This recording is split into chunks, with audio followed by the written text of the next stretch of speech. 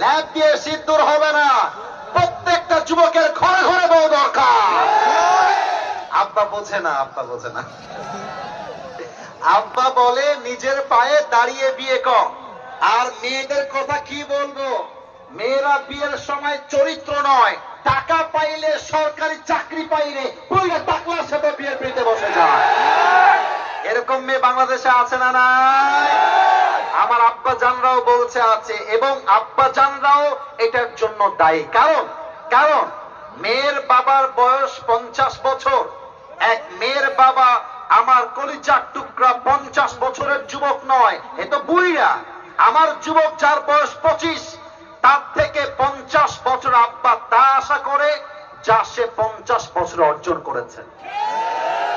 আব্বা যান, ওকে চান্স দেন। আপনি 50 বছরে যা অর্জন করেছেন, আমার যুবক 5 বছরে তা অর্জন করে দেখায় দেবে।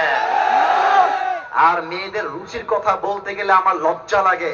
বেশিরভাগ মেয়েদের গাঞ্জাখোর পছন্দ হয়, দিনদার পছন্দ হয় না। আল্লাহ এমন মেয়েদেরকে হেদায়েত দান করুক, পড়েন সবাই আমিন। 3টা তাকবীর হবে ভাগাভাগি করে। প্রথম তাকবীর বিবাহিত ভাইয়েরা, দ্বিতীয় তাকবীর সিঙ্গেল ভাইয়েরা। দেখা যাক কার গায়ে জোর কত বেশি। বিবাহিত ভাইয়েরা একটু কাশি মারেন, বিবাহিতরা। নাউজুবিল্লাহ, কারা রে? বিবাহিত ভাইয়েরা তাকবীর দেওয়ার জন্য গলাটা ক্লিয়ার করে একটা কাশি দেন। বিবাহিত যারা, এবার একটু একটু আওয়াজ আসছে। সিঙ্গেলরা চুপ থাকবা। বিবাহিত ভাই বরকতুল্লাহ ভাইদের যে দল, তারা তাকবীর দিবেন। মুরব্বীরা, যুবক ভাই যাদের বউ আছে তারা। বিবাহিতরা নারে তাকবীর। মোটামুটি ভাঙ্গা ভাঙ্গা। আপনারা আমার পক্ষ থেকে নাম্বার পেয়েছেন 65। এবার আমার সিঙ্গেলদের পালা। সিঙ্গেলরা একটু কাশি মারো। দেখা যাক কারা জিতে আজকের এই মাহফিলে। কোন বেইনসাফি চলবে না, যে পাস সে পাস, যে ফেইল সে ফেইল। সিঙ্গেলদের পালা। নারে তাকবীর। বিবাহিত ভাইরা আমাকে মাফ করে দিন।